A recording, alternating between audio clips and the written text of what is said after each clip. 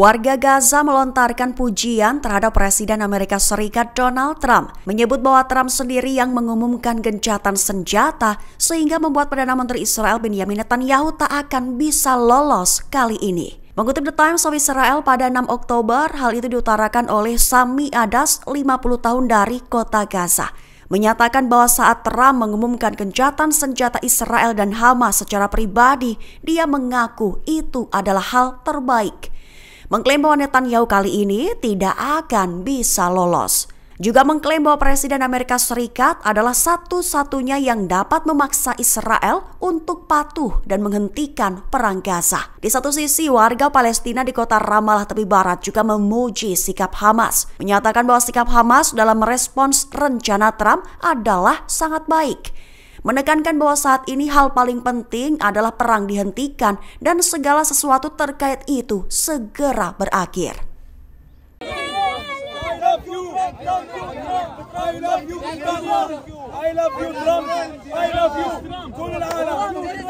Rudal balistik hipersonik Palestina 2 yang dilengkapi dengan beberapa hulu peledak Yaman hantam sensitif Israel. Juru bicara Brigadir Jenderal Yahya Sari mengklaim bahwa serangannya itu berhasil mencapai tujuan. Mengutip Palestine Chronicle pada 6 Oktober, serangan Yaman ini dilakukan pada Minggu 5 Oktober 2025. Mengklaim pasukannya telah melancarkan operasi militer presisi yang menargetkan beberapa lokasi sensitif di kota Yerusalem yang diduduki atau Al-Quds. Sari menggambarkan serangannya itu sebagai tindakan solidaritas dengan rakyat Palestina, juga sebagai tanggapan langsung terhadap kejahatan genosida yang sedang berlangsung yang dilakukan oleh pendudukan Israel di Gaza. Sari juga mencatat bahwa pihaknya terus mengikuti perkembangan di jalur Gaza, sekaligus mengklaim masih terus berkoordinasi dengan faksi-faksi perlawanan Palestina untuk serangan balasan efektif jika ada serangan. Di satu sisi, tentara pendudukan Israel melaporkan pada Minggu 5 Oktober pagi waktu setempat bahwa sebuah rudal telah diluncurkan dari Yaman menuju wilayahnya, memicu sirine di wilayah tengah dan barat Laut Mati sebagai tindakan pencegahan Bandara Ben Gurion untuk sementara menangguhkan lalu lintas udara mereka.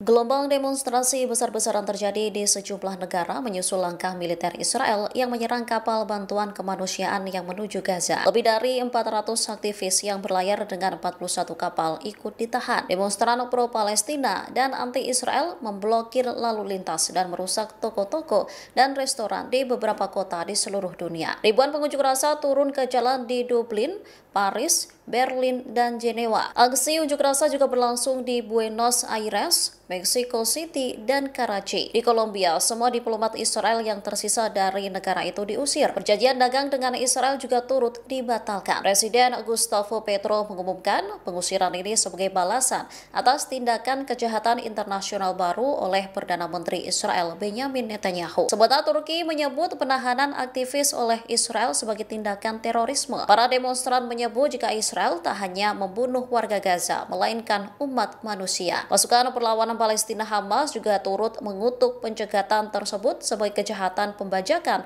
dan terorisme maritim terhadap warga sipil. Otoritas Palestina juga mengutuk pencegatan dan penahanan tersebut. Di Barcelona, para pengunjuk rasa memecahkan atau menyemprotkan slogan-slogan anti-Israel di jendela toko dan restoran yang dinilai mendukung Israel. Israel disebut telah menjatuhkan total 200.000 ton bahan peledak ke Gaza. Diklaim dalam laporan terbaru kantor media pemerintah Gaza memberi dampak kehancuran yang sangat besar. Mengutip Al-Mayadin pada 6 Oktober, kabar ini dirilis dalam laporan terbaru pada Minggu 5 Oktober 2025, di mana kantor media pemerintah Gaza menyebut bahwa pemboman dan serangan darat Israel telah menghancurkan hampir 90% infrastruktur Gaza, menyebabkan wilayah tersebut mengalami keruntuhan kemanusiaan total.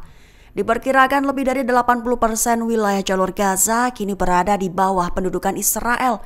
Sementara itu lebih dari 2 juta warga sipil telah mengungsi secara paksa berkali-kali. Pernyataan itu menuduh Israel telah melancarkan kampanye kelaparan dan pembersihan etnis, menyebut bahwa lebih dari 200.000 ton bahan peledak telah dijatuhkan di Gaza dalam 2 tahun terakhir.